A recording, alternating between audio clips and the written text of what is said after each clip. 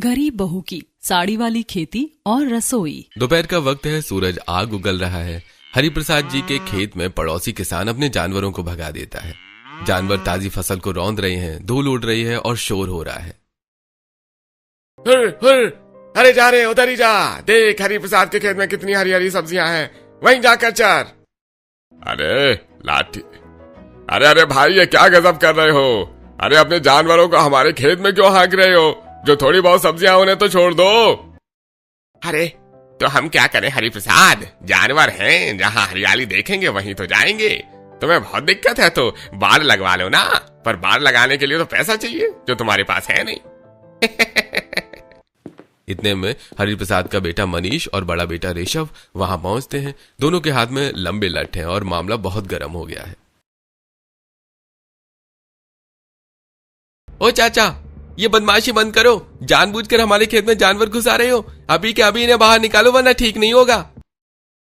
अरे लो, आ गए बड़े चौधरी लठ लेकर। अरे मियाँ, इन लकड़ियों से जानवर नहीं रुकते, औकात है नहीं अपने खेत की घेराबंदी करवाने की, और बात बड़ी बड़ी करते हो। मनीष, छोड़ो इन्हें, इनसे लड़ना पत्थर पर सिर मारना है। चलो बाबूजी, घर चलो। तीनों हारकर अपनी कच्ची झोपड़ी में आते हैं। वहां सास ओमवती, बड़ी बहू प्रियंका और नई बहू रजनी बैठी हैं। सब प्यास और गर्मी से बेहाल हैं। हरिप्रसाद जी एक कोने में सिर पकड़कर बैठे हैं। मनीष और ऋषभ जमीन पर थके हारे लेटे हुए हैं। प्रियंका और रजनी हाथ वाले पंखे से बच्चों को हवा कर रही हैं।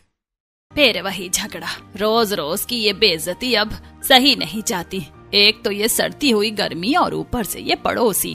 अरे सही कहते हैं वो, हमारी क्या औकात जो 5-5 हजार खर्च करके खेत की बाढ़ लगवा सके।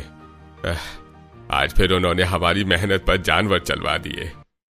ऊपर से ये गर्मी, सब्जियां धूप में जल रही हैं और जो बचती हैं उन्हें पड़ोसी चुरा ले जाते हैं। सब खत्म हो गया है। और नहीं तो क्या, ये अड़ोस पड़ोस वाले भी तो कम नहीं है। मौका देखते ही हमारी सब्जियां चुरा ले जाते हैं। कल देखा था मैंने, पड़ोसी चुपके से अपनी मेड़ हमारी तरफ खिसका रहा था। हमारी जमीन भी हड़पना चाहते हैं ये लोग। चारों तरफ से बदकिस्मती ने घेर लिया है माँ। कभी फसल खराब हो जाती है तो कभी ये तपती गर्मी पौधों को जला देती है, और जो थोड़ा बहुत बचता है उसे जानवर और चोर खा जाते हैं। ऊपर से आसमान से पानी की एक बूंद नहीं टपक रही है। बाबूजी, मुझे तो लगता है अब ये खेती बंद ही कर देनी चाहिए। इस बंजर जमीन से अच्छा है कि हम दूसरे शहर चले जाएं। यहाँ भूखे मरने से तो अच्छा है वहां मजदूरी कर लेंगे। शहर तो चले जाएंगे बेटा, पर वहां करेंगे क्या? खेत के अलावा हमें आता ही क्या है? वहां भी कौन सा नौकरी मिल जाएगी हम जैसों को? वहां तो सिर छुपाने की जगह के भी पैसे लगते हैं। पर यहाँ रहकर भी क्या मिल रहा है? बच्चों के मुंह में निवाला तक नहीं जा रहा। देखो कैसे भूख के मारे सो गया है। रजनी सबकी बातें गौर से सुन रही है। उसकी आंखों में दुख है पर दिमाग में कुछ और चल रहा है। बाबूजी, शहर जाना आखिरी रास्ता नहीं है। हम अपनी जमीन छोड़कर कहाँ भटकेंगे? वहाँ भी अजनबी बनकर ही रहेंगे। तो और क्या रास्ता है रजनी, तुम ही बताओ। यहाँ बैठे बैठे अपनी बर्बादी देखें। आज घर में चूल्हा तक नहीं जला है क्योंकि बनाने के लिए कुछ बचा ही नहीं है। पूरे घर में सन्नाटा छा जाता है। उस रात किसी ने खाना नहीं खाया। प्रियंका और रजनी रसोई के खाली बर्तनों को देख रही हैं। छोटी, आज तो सच में ऐसा लग रहा है कि हमारी तकदीर ही इस झोपड़ी की तरह टूटी हुई है। दीदी, रात कितनी भी काली हो, सुबह होती ही है। रात में गर्मी और भूख से परेशान सभी जैसे तैसे सो जाते हैं। अगले दिन सुबह सूरज आग उगल रहा है। रजनी मिट्टी के बर्तन में ठंडी छाछ और सत्तू घोलकर मनीष और ऋषभ को देती है। मनीष जी, ये थोड़ा सत्तू और छाछ पी लो। इस लू में खाली पेट खेत में जाओगे तो तबीयत बिगड़ जाएगी। अरे छाछ पीकर क्या होगा रजनी, कलेजा तो वैसे ही चल रहा है। चलो भाई, देखते हैं आज खेत का क्या हाल है। मनीष और ऋषभ खेत पहुंचते हैं। दूर से ही देखते हैं कि 2-3 लोग उनकी बाड़ी से झोले भर भर के सब्जियां तोड़ रहे हैं। मनीष को देखते ही वो भागने लगते हैं। ए, रुको, शर्म नहीं आती गरीबों की मेहनत लूटते हुए? ए चोरों, रुको। अरे रहने दो मनीष। अरे कहां तक भागोगे? जब तक खेत की मेड़ नहीं लगेगी तब तक न चोर रुकेंगे, न वो पड़ोसी और न उनके जानवर। अरे हमारी फसल तो सरेआम लुट रही है। भाई, घर में खाने के लाले पड़े हैं। बाजार में बेचकर पैसे कमाना तो दूर की बात है, ले देकर सब बर्बाद हो रहा है। चलो आज उस लोहे वाली दुकान पर जाकर रेट पूछते हैं।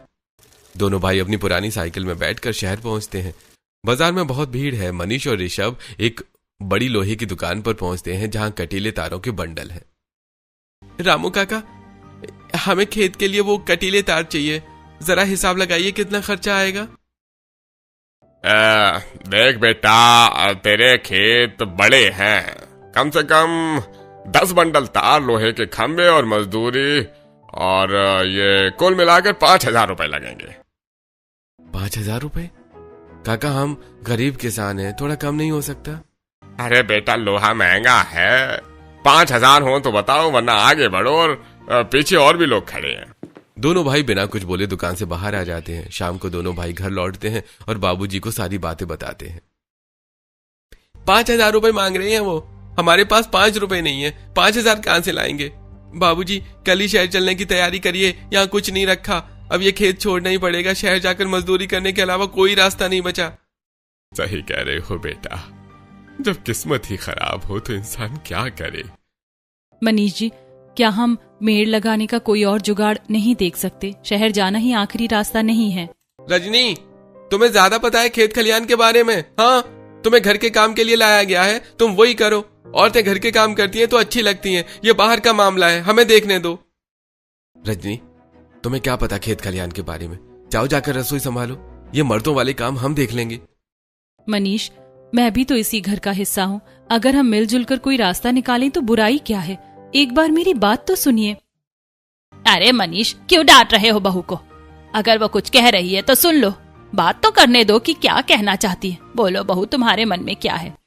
मनीष जी, अगर हम 5,000 रुपए खर्च ना करें और कोई और जुगाड़ निकाले तो?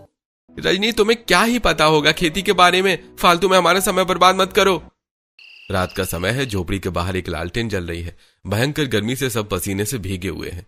रजनी एक पुरानी डायरी और पेन लेकर सबके बीच बैठती है। माँ जी, बाबूजी, देखिए मैंने पूरा हिसाब लगाया, हमें महंगे लोहे के तारों की जरूरत नहीं है, हम साड़ी वाली मेड़ बनाएंगे। साड़ियों से मेड़? रजनी, हवा चलेगी तो साड़ियां उड़ जाएंगी और जानवर क्या साड़ियों से डरेंगे? नहीं मनीष जी, हम उन्हें ढीला नहीं छोड़ेंगे। हम बांस की मजबूत बल्लियां लाएंगे और उन्हें खेत के चारों तरफ गाड़ देंगे, फिर उन बल्लियों पर साड़ियों को एकदम टाइट से बांधेंगे। पर बहू, साड़ियों से जानवर कैसे रुकेंगे? उन्हें तो घास दिखनी चाहिए, वो तो घुस ही जाएंगे। यही तो चालाकी है बाबूजी, साड़ियां रंग बिरंगी होती हैं, जब वो धूप में चमकेंगी और हवा से हिलेंगी तो जानवरों को लगेगा कि वहाँ इंसान खड़े हैं। जानवर इंसान के डर से खेत के पास भी नहीं आएंगे। और जो पक्षी आकर सब्जियों में छेद कर देते हैं, उनका क्या? उनके लिए हम बीजुका बनाएंगे। बीजुका? वो क्या होता है बहू? माँ जी, बीजुका मतलब पुतला। हम एक लकड़ी का ढांचा बनाएंगे, उसके ऊपर मिट्टी का मटका उल्टा रखेंगे और उस मटके पर चेहरा बना देंगे, फिर उसे भी पुरानी साड़ी और कुर्ता पहनाकर खेत के बीचों बीच खड़ा कर देंगे। पक्षियों को लगेगा कि कोई खेत की रखवाली कर रहा है और वो फलों को हाथ भी नहीं लगाएंगे। और वो लोहे के तार वाली बात? हाँ माँ जी, और हम कबाड़ से पुराने लोहे के छोटे तार भी ले आएंगे और साड़ियों के पीछे छिपा देंगे। अगर कोई चोर या जानवर अंदर घुसने की कोशिश करेगा तो उसे वो तार चुभेंगे और वो भाग जाएगा। और साड़ियों से हम फसल को धूप से भी बचा पाएंगे, इससे चोरी भी रुकेगी और जानवर भी। मान गए बहू, तुम्हारी पढ़ाई काम आ रही है। बात तो तुम पते की कह रही हो। साड़ियां तो मिल जाएंगी और कबाड़ से तार भी सस्ते में मिल जाएंगे। कोशिश करने में क्या बुराई है? अगर यह कामयाब हो गया तो हम सबको शहर नहीं जाना पड़ेगा। बस कल से हमें साड़ियां और बल्लियां इकट्ठा करना शुरू करना है। गर्मी बहुत है, अगर हम अभी मेहनत नहीं करेंगे तो अगली फसल भी हाथ से निकल जाएगी। ठीक है, कल से हम साड़ियां जमा करते हैं। रात को सभी सो जाते हैं। अगले दिन सुबह का समय है। घर के आंगन में रजनी, प्रियंका और सास ओमवती जी बैठी हैं। रजनी ने अपनी शादी की 1-2 पुरानी और सूती साड़ियां निकाली हैं। माँ जी देखिए, मैंने अपनी ये 3 पुरानी साड़ियां निकाल ली हैं। ये काफी मजबूत है, मेड़ में काम आएंगी। और ये लो छोटी, मेरी भी 4 साड़ियां ले लो। वैसे भी ये पुरानी हो गई थी, अब खेत के काम आएंगी तो इससे अच्छा और क्या होगा। मैंने भी अपनी संदूक से 5 साड़ियां निकाल ली हैं, पर बहू इतने से काम नहीं चलेगा, खेत बहुत बड़ा है। माँ जी, इसीलिए तो मैंने सोचा है कि मैं भी अपने मायके हो आती हूँ। मेरा मायका पास वाले गाँव में ही तो है, वहाँ माँ और भाभी से कुछ साड़ियां मांग लाऊंगी। रजनी बैलगाड़ी में बैठकर अपने मायके पहुंचती है। उसकी माँ और भाभी आंगन में काम कर रही हैं। रजनी उन्हें अपना पूरा प्लान बताती हैं। मेरी बेटी कितनी समझदार हो गई है। ले बेटी, ये मेरी 4 साड़ियां ले जा। अरे ठहरो जिज्जी, ये लो 4 साड़ी मेरी भी ले जाओ। शुक्रिया भाभी, आप लोगों ने बहुत बड़ी मदद कर दी। रजनी साड़ी लेकर वापस आती है। अब सास ओमवती जी अपनी सहेलियों और पड़ोसनों के पास जाती हैं। सब औरतें बाहर नीम के पेड़ के नीचे बैठी हैं। बहनों, तुम तो जानती हो जानवरों ने हमारा क्या हाल कर दिया है। मेरी बहू ने एक तरीका निकाला है, अगर तुम्हारे पास कोई फटी पुरानी साड़ी हो जो तुम फेंकने वाली हो तो हमें दे दो। अरे ओमवती, इसमें पूछना क्या है, रुक, मैं अभी घर से 2 साड़ियाँ लेकर आती हूँ, कम से कम तेरा खेत तो बच जाएगा। मेरी भी एक साड़ी ले जाना, वैसे भी मैं इसका पोछा ही बनाती। इसी तरह पड़ोसन से कई साड़ियां लेकर ओमवती जी घर आती हैं और शाम तक घर के आंगन में साड़ियों का ढेर लग जाता है। रजनी उन्हें गिनना शुरू करती है। माँ जी देखिए, कुल मिलाकर 20-25 साड़ियाँ इकट्ठा हो गई हैं। अब हमारे पास पर्याप्त कपड़ा है। अरे मान गए भाई औरतों की शक्ति को। अब सुबह होते ही हम सब मिलकर मेड़ बनाने का काम शुरू करेंगे। अभी खाने पीने का इंतजाम करो, 2 दिन से चिंता में किसी ने ढंग से खाना नहीं खाया है। रात का समय है। झोपड़ी की कच्ची रसोई में धुआं भरा हुआ है। प्रियंका और रजनी चूल्हे के सामने बैठी हैं। प्रियंका की आंखों में धुएं से पानी आ रहा है। चूल्हे पर हांडी चढ़ी है जिसमें सब्जी पक रही है। छोटी आधा घंटा हो गया है इस लौकी को चूल्हे पर चढ़ाए हुए, पर ये गलने का नाम ही नहीं ले रही। ऐसा लग रहा है जैसे पत्थर पका रहे हैं। दीदी बाहर से जो सब्जियां आई हैं वो धूप और खाद की कमी से इतनी सख्त हो गई हैं कि उन्हें पकने में घंटों लगेंगे। ऊपर से ये टिंडे, इनमें तो जैसे जान ही नहीं है। बाहर से मनीष और ऋषभ के चिल्लाने की आवाज आती है। वो भूख से बेहाल हैं। प्रियंका थाली परोसकर बाहर ले जाती है। अरे ये क्या बनाया है? सब्जी है या कच्ची लकड़ी? चबाई ही नहीं जा रही है। अरे हद हो गई है, दिन भर खेत में मेहनत करो और रात को ये कच्ची पक्की सब्जियां खाओ। प्रियंका भाभी, आग नहीं जलाई थी क्या चूल्हे में? भैया शाम से चूल्हा फूंक रही हूँ, 2 बार लकड़ियां बदली पर सब्जियां पत्थर जैसी हैं कि गलती ही नहीं। हमारी क्या गलती है इसमें? अरे शांत हो जाओ, बहुओं की क्या गलती है? खेत में जब फसल ऐसी हो रही है तो सब्जी में स्वाद कहाँ से आएगा? लू और गर्मी ने सब्जियों का सारा रस सुखा दिया है। तो क्या भूखे सो जाएं? ये लो थाली, मुझसे नहीं खाया जाता ये चारा। मनीष थाली पटक कर बाहर चला जाता है। ऋषभ भी पानी पीकर उठ जाता है। रजनी और प्रियंका एक दूसरे को बेबसी से देखती है। सबके जाने के बाद रजनी रसोई में बची हुई कच्ची सब्जी को हाथ में लेकर देखती है। जब तक खेत की मिट्टी नहीं सुधरेगी तो रसोई का स्वाद नहीं लौटेगा। इन बेजान सब्जियों को खिलाकर मैं अपने परिवार को परेशान होते नहीं देख सकती। मुझे साड़ी वाली मेढ़ के साथ साथ अब इन पौधों की सेहत पर भी काम करना होगा। अगले दिन दोनों बहुएं सारा काम निपटाती हैं और खेत पर आती हैं। अब दोपहर का समय है। आसमान से आग बरस रही है। पूरा परिवार खेत पर पसीने से लथपथ काम कर रहा है। चारों तरफ धूल उड़ रही है। तभी पड़ोस के और कुछ गांव के लोग वहां से गुजरते हैं और उन्हें देखकर रुक जाते हैं। अरे ओ हरे प्रसाद, ये क्या तमाशा लगा रखा है हा? खेत की मेड़ बना रहे हो या अपनी बहुओं का दहेज सजा रहे हो? साड़ियों से खेत बचाओगे? अरे धूप में ये साड़ियां खुद जल जाएंगी, जानवरों को क्या खाक रोकेंगी? अरे भाई, हमने तो पहले ही कहा था शहर की पढ़ी लिखी बहू मत लाओ। देखो डिग्रियां दिमाग पर चढ़ गई हैं, अब साड़ियों से किसानी सिखा रही हैं। हमारे गांव में तो औरतें चूल्हा चौका संभालती हैं और ये यहाँ धूप में नाच रही हैं। और ले आओ पढ़ी लिखी बहू। भाभी, बाबूजी, ये लोग हद पार कर रहे हैं। मुझसे और नहीं सुना जाता। मनीष रुकिए, आप इन पर ध्यान मत दीजिए। जब कोई नया काम होता है ना तो लोग बोलने वाले बोलेंगे ही। उनकी बातों का जवाब हमारी मेहनत देगी। जब हमारी मेड़ तैयार हो जाएगी और खेती लहलहाएगी तब इन लोगों के मुंह अपने आप बंद हो जाएंगे। आप बस बल्लियां गाड़ने पर ध्यान दीजिए। मनीष शांत हो जाता है और फिर से काम में जुट जाता है। भयंकर गर्मी है। रजनी और प्रियंका की साड़ियां पसीने से भीग चुकी हैं, पर वो रुकी नहीं है। दीदी ये साड़ियां पकड़े रहना, मैं गांठ बांधती हूँ। जितना कस के बांधेंगे उतनी मजबूती आएगी। तू फिक्र मत कर छोटी, मैंने कस कर पकड़ा हुआ है। बस आखिरी बल्ली बची है बाबूजी। शाबाश बेटा, तू हथौड़ा मार, मैं इसे टस से मस नहीं होने दूंगा।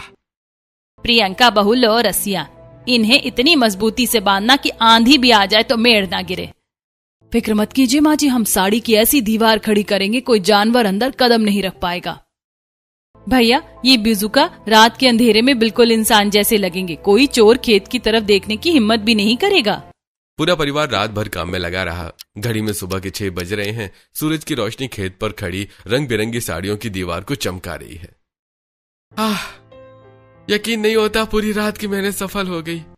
अरे वाह, ये तो सचमुच दीवार जैसा लग रहा है। हमारी बहुओं की मेहनत और साड़ियों की खेती ने तो खेत की सूरत ही बदल दी। बाबूजी, अब ना तो कोई जानवर अंदर आने की हिम्मत करेगा और ना ही कोई चोर। और ये साड़ियां फसलों को इस चिलचिलाती धूप से भी बचाएंगी।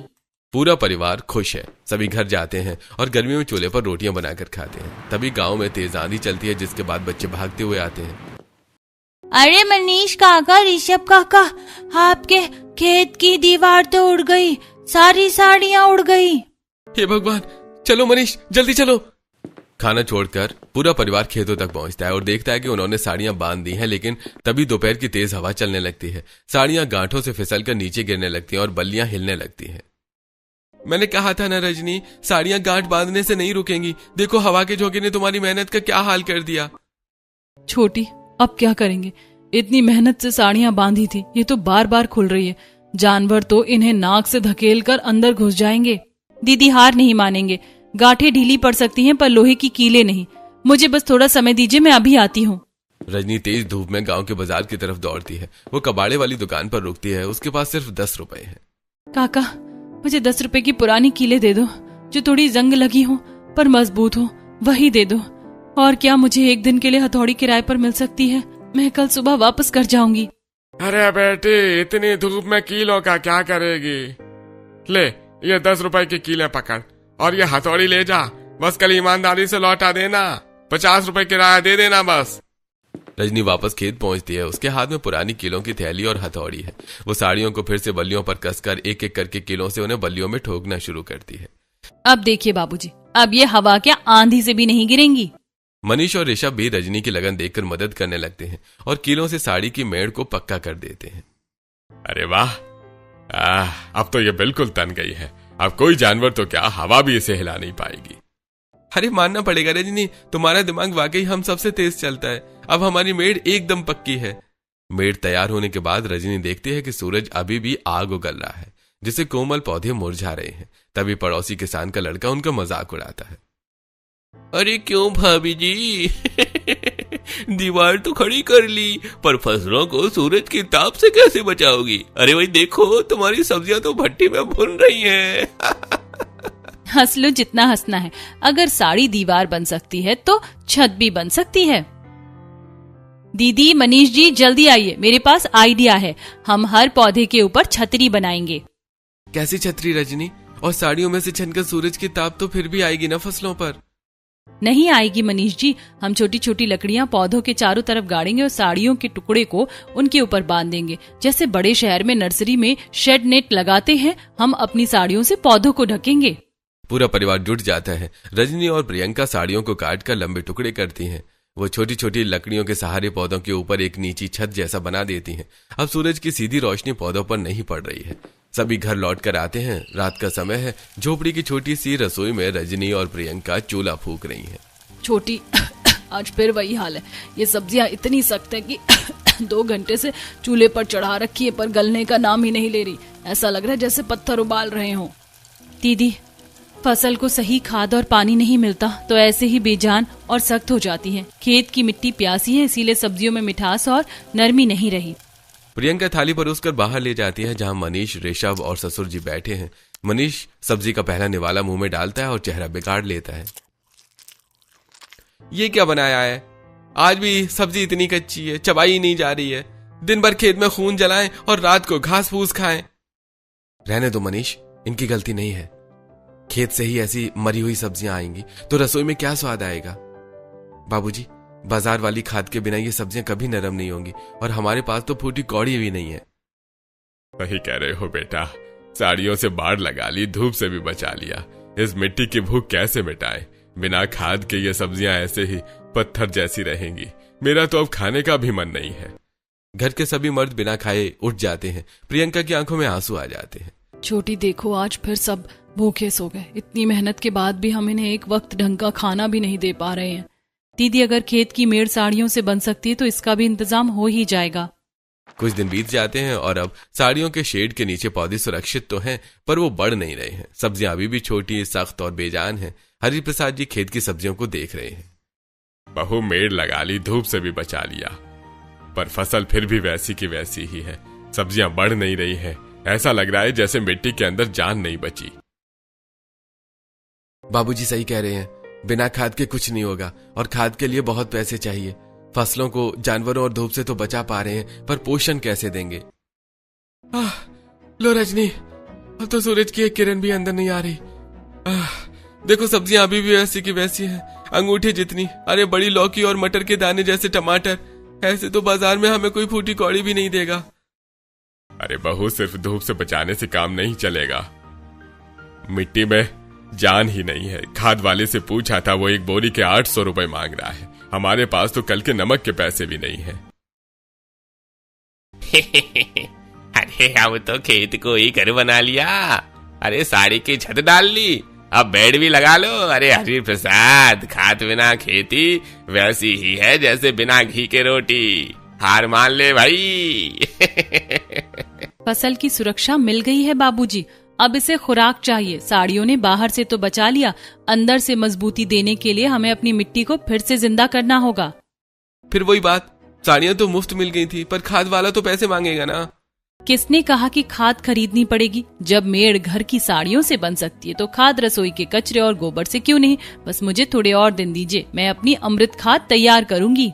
रजनी और प्रियंका हार नहीं मानती। वो टोकरी लेकर अड़ोस पड़ोस में निकल जाती हैं। चाची, आपके घर में जो सब्जियों के छिलके हैं, खराब फल हैं या बचा हुआ कचरा है, वो फेंकना मत, हमें दे दो। कचरा लेकर क्या करेगी बहू? पागल तो नहीं हो गई है पढ़ लिख कर? चाची, ये कचरा नहीं, हमारे खेत के लिए सोना है। रजनी और प्रियंका टोकरियां भर भर के कचरा लाती हैं। अब वो खेत के कोने में एक बड़ा गड्ढा खोदती हैं। दीदी, आप गोबर के कंडे भिगो कर लाइए। मनीष, आप नीम की ढेर सारी पत्तियां तोड़ लाइए। एक तरफ प्रियंका कंडे पानी में भिगोकर रख रही है, वहीं मनीष नीम की पत्तियां तोड़कर उनमें मिला रहा है। रजनी एक बड़े गड्ढे में एक के ऊपर एक चीजें डालना शुरू करती है। देखिए, सबसे नीचे हम ये घर की सब्जियों का कचरा डालेंगे, इसके ऊपर हम गोबर के कंडों को पानी में गलाकर उसका चूरा डालेंगे। प्रियंका दीदी, अब वो चूल्हे की राख लाइए। ये ले छोटी, पर ये राख और हल्दी क्या काम करेगी? दीदी, राख मिट्टी को ताकत देगी, हल्दी और नीम की पत्तियों का चूरा कीड़ों को पौधों के पास भटकने भी नहीं देगा। ये पूरी तरह नेचुरल है। रजनी उसमें थोड़ा गुड़ का पानी और बेसन भी मिलाती है। गांव वाले बाड़ के बाहर खड़े होकर नाक सिकोड़ रहे हैं और मजाक उड़ा रहे हैं। अरे देखो देखो, पढ़ी लिखी बहू अब गोबर और कचरे से जादू करेगी। अरे मनीष, तेरी पत्नी तो कचरा इकट्ठा करने वाली बन गई है। अरे बोल लो, अभी जितना भी बोलना है, हमें रजनी पर पूरा भरोसा है। पूरा परिवार गांव वालों की बातें नजरअंदाज करता है और 15 दिनों तक उस खाद को मिट्टी में मिलाकर हर पौधों की जड़ में डाला गया। और 15 दिन बाद, अरे मनीष, ऋषभ, अरे बेटा जल्दी आओ, देखो ये क्या हो गया।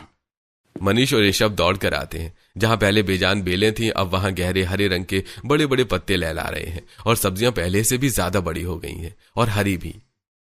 अरे ये तो चमत्कार है, इतनी कोमल और ताजी लौकी तो मैंने शहर की मंडी में भी नहीं देखी। कम से कम 2 किलो की होगी ये चमत्कार नहीं मनीष, ये हमारी मेहनत और इस कचरे की ताकत है। अब हमारी रसोई में भी खुशबू आएगी और बाजार में हमें सबसे ऊंचे दाम मिलेंगे। 15 दिन बीत चुके हैं। पूरे गांव में सूखा पड़ा है, लेकिन हरि प्रसाद जी के खेत के ऊपर तनी रंग बिरंगी साड़ियां अब किसी अजूबे से कम नहीं लग रही हैं। खाद और साड़ियों के शेड ने मिट्टी में वो नमी और ताकत भर दी है कि पौधों ने तेज रफ्तार पकड़ ली है। सुबह का समय है, ऊपर रंग बिरंगी साड़ियां तनी हैं, जिनसे छनकर धूप रंगीन रोशनी बिखेर रही है।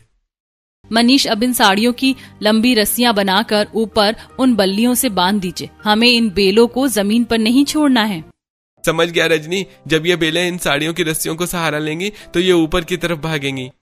मनीष और ऋषभ ऊपर बल्लियों से साड़ियों की कतरने नीचे लटकाते हैं। रजनी और प्रियंका नीचे से घिया, तोरई और फलियों की बेलों को बड़े प्यार से उन रस्सियों पर लपेटती हैं। देखते ही देखते पूरा खेत ऊपर से नीचे तक हरियाली की दीवार में बदल जाता है।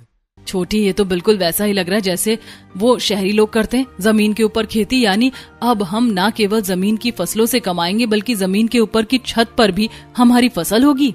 हाँ देखिए, जब ये बेलें ऊपर से नीचे लटकती हैं तो इन्हें हवा ज्यादा मिलती है और फल सड़ते नहीं हैं। ये मेरा खेत है या स्वर्ग? अरे मैंने अपनी पूरी जिंदगी में ऐसी खेती नहीं देखी। बहू, तुमने तो पुरानी साड़ियों से इंद्रधनुष जमीन पर उतार दिया। बाबूजी, अब बस देखते जाइए। अब गांव वाले अंदर आएंगे तो वो अपनी आंखों पर यकीन नहीं कर पाएंगे।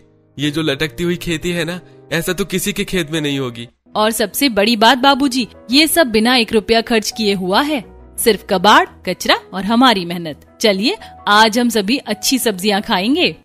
एक तरफ रजनी का परिवार अपनी साड़ी वाली खेती को देखकर फूले नहीं समा रहा था, वहीं दोपहर के समय किसान रामदीन अपनी सूखी हुई फसल के बीच बैठा है। उसके पौधे पीले पड़कर जमीन पर बिछ गए हैं।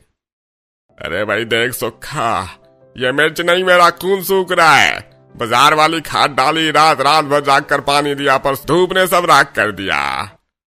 अरे जब नसीब ही खोटा है भाई, मिट्टी पत्थर हो गई है। अब तो बीज के पैसे भी नहीं निकलेंगे। घर में चूल्हा कैसे जलेगा, यही सोचकर जान निकल रही है। गांव के किसान चौपाल पर बैठे हैं। सबके चेहरों पर मायूसी है, पर चर्चा हरिप्रसाद के खेत की हो रही है। अरे भाई, सुना है हरिप्रसाद के खेत में तो सावन आया हुआ है। हम सब की फसल जल गई, पर उसकी बेलें तो साड़ियों पर झूला झूल रही हैं। अरे वो साड़ियां क्या धूप रोकेंगी, पक्का उसकी उस पढ़ी लिखी बहू ने कोई टोना टोटका किया है। कचरा इकट्ठा करती फिर रही थी, अब देखो कैसे सब्जियां उग रही हैं। अरे टोना हो या तकनीक भाई, पर उसकी रसोई से ताजी ताजी सब्जी की खुशबू आ रही थी, और हमारे यहाँ सूखी रोटी भी गले से नहीं उतर रही है। पूरे गांव में हरिप्रसाद जी की बहू रजनी की फसल के चर्चे थे। तभी गांव के कुछ लोग और कालू दबे पांव हरिप्रसाद के खेत के पास जाते हैं। वो साड़ियों के मेड़ के छोटे से छेद से अंदर झांकते हैं। अरे देखो, अंदर तो जैसे स्वर्ग बन रखा है। इतनी बड़ी बड़ी लौकियां, लाल लाल टमाटर। वो चुपके से एक चेरी टमाटर और एक ककड़ी तोड़कर चखते हैं। अरे भाई, ये तो शहद जैसा मीठा है और इतनी नरम के मुंह में घुल गई। हमारे खेत सूखे पड़े हैं, इसके खेतों में हरियाली कैसे आई? जरूर कोई काला जादू या टोना टोटका है भैया। अरे सही कह रहे हो, कल सुबह सरपंच जी को बताना पड़ेगा कि ये लोग पक्का कोई काला जादू कर रहे हैं। अगले दिन दोपहर को गांव के लोग सरपंच जी को लेकर हरिप्रसाद के घर पहुंचते हैं। घर के बाहर से ही ताजी सब्जी और मसालों की लाजवाब खुशबू आ रही है। दीदी देखिए, मिट्टी को जब सही पोषण मिलता है तो सब्जी नर्म होती है। ये लौकी तो बस एक भाप में गल गई। आज तो घर के मर्द उंगलियां चाटते रह जाएंगे। तभी सरपंच जी दरवाजा खटखटाते हैं। अरे हरिप्रसाद, ओ हरिप्रसाद, बाहर आओ भाई। गांव वाले कह रहे हैं कि तुम्हारे खेत में कुछ अजीब हो रहा है। हरिप्रसाद बाहर आते हैं और सबको अंदर बुलाते हैं। सरपंच जी जैसे ही आंगन में कदम रखते हैं, वो रसोई की खुशबू से दंग रह जाते हैं। अरे वाह भाई वाह, क्या बन रहा है रसोई में? ऐसी खुशबू तो मैंने आज तक नहीं सूंघी। अरे सरपंच जी, बहुओं ने ताजा सब्जी बनाई है, आप भी हमारे साथ 2 निवाले खाइए। सरपंच जी थाली लेकर बैठते हैं। वो पहला निवाला खाते ही अपनी आंखें बंद कर लेते हैं। अरे वाह वाह वाह, आहा, ये स्वाद, इतनी ताजी और गली हुई सब्जियां। पूरे गांव भर में हर रसोई से आधी गली सब्जियों की शिकायत आती थी, तो तुम्हारी रसोई में ये चमत्कार कैसे हुआ? अरे सरपंच जी, ये सब हमारी छोटी बहू रजनी का कमाल है। इसने वो मटके में कचरा डाल डाल कर। माँ जी, पहले सरपंच जी को चैन से खाना तो खाने दीजिए। स्वाद का असली राज तो माँ अन्नपूर्णा का आशीर्वाद है। सरपंच जी, बस खेत की थोड़ी देख रेख का तरीका बदला है, बाकी सब ऊपर वाले की मेहरबानी है। नहीं बहू, बात सिर्फ आशीर्वाद की नहीं है। ऐसी नरम और रसीली सब्जी इस सूखे के मौसम में उगाना कोई मामूली बात नहीं है। बताओ तो सही, क्या किया है तुमने? सरपंच जी, आप आराम से भोजन कीजिए, अभी तो बहुत काम बाकी है। फिर कभी फुर्सत में आपको पूरा खेत दिखाएंगे। रजनी बड़ी चतुराई से बात को हंसकर टाल देती है। गांव वाले और सरपंच जी खाना खाकर बहुओं की तारीफ करते हुए वहां से चले जाते हैं। रात का समय है। घर के सभी सदस्य आंगन में लालटेन की रोशनी में बैठे हुए हैं। बाहू, तूने सरपंच जी को बताया क्यों नहीं? कितनी बड़ी बात थी ये। माँ जी, अगर सबको अभी बता देते तो ये सिर्फ एक नुस्खा बनकर रह जाता। हमें इसे एक बिजनेस बनाना है। अब देखिए, पूरे गांव को हमारे जैसी फसल चाहिए, तो क्यों ना हम अपनी नर्सरी खोले। नर्सरी? पर बहू, गांव वाले हमसे पौधे क्यों खरीदेंगे? बाबूजी, क्योंकि उनकी अपनी सब्जियां पक नहीं रही हैं और हमारी सब्जियां सरपंच जी खुद मांग कर खा रहे हैं। हम छोटी छोटी पन्नियों में अपनी ऑर्गेनिक खाद तैयार करेंगे। इसमें असली की खाद, गोबर की खाद और केचुए वाली खाद का मिश्रण होगा। पर ये सब सामान आएगा कहाँ से? यहीं से। हम गांव वालों से कहेंगे कि आप अपने घर की सड़ी गली सब्जियां और कचरा हमें दीजिए और बदले में हमसे खाद और तैयार पौधा ले जाइए। साथ में हम थोड़ा पैसा भी लेंगे। इससे हमें खाद बनाने का सामान मुफ्त मिलेगा और उन्हें अच्छी फसल। छोटी, तू तो कमाल है। मतलब हम नर्सरी के साथ साथ ये खाद भी बेचेंगे। कुछ महीने बीत चुके हैं। हरिप्रसाद जी का घर अब एक छोटी सी नर्सरी बन गया है। गांव की औरतें और किसान अपनी पुरानी साड़ियां लेकर और घर का गीला कचरा लेकर वहां आते हैं। बदले में उन्हें रजनी और प्रियंका की तैयार की हुई अमृत खाद और लहलहाते हुए छोटे पौधे मिलते हैं। कुछ समय बाद शाम को गांव की चौपाल सजी हुई है। सरपंच जी मंच पर बैठे हैं और पूरा गांव वहां इकट्ठा है। रजनी, उसका परिवार और गांव की महिलाएं एक तरफ बैठी हैं। सरपंच जी हरिप्रसाद जी और रजनी को सामने बुलाते हैं। अरे भाइयों, जब हरिप्रसाद अपनी बहू रजनी को ब्याह कर लाया था तब हम सब हंसे थे। हमने ताने मारे थे कि और ले आओ पढ़ी लिखी बहू, यह तो घर के काम भी नहीं कर पाएगी। गांव के कुछ लोग शर्मिंदगी से सिर झुका लेते हैं। हम अपनी बेटियों को सिर्फ इसलिए नहीं पढ़ाते कि वो चूल्हा चौका ही तो करेंगी, पर आज इस पढ़ी लिखी बहू ने दिखा दिया कि जब दिमाग चलता है तो मिट्टी भी सोना उगलती है। इसने न केवल अपना घर संभाला है बल्कि अपनी अकल से आज पूरे गांव के खेत बचा लिए। अरे भाई सरपंच जी, हमसे गलती हुई, हमने रजनी बहू का मजाक उड़ाया, पर आज उन्हीं की वजह से मेरे खेत में ताजा सब्जियां उग रही हैं। सरपंच जी रजनी की ओर देखते हैं जो सादगी से खड़ी है। रजनी बहू, तुमने साबित कर दिया कि एक पढ़ी लिखी लड़की सिर्फ 2 परिवारों को ही नहीं पूरे समाज को रोशनी दिखा सकती है। आज से हमारे गांव का कोई भी बाप अपनी बेटी को स्कूल जाने से नहीं रोकेगा।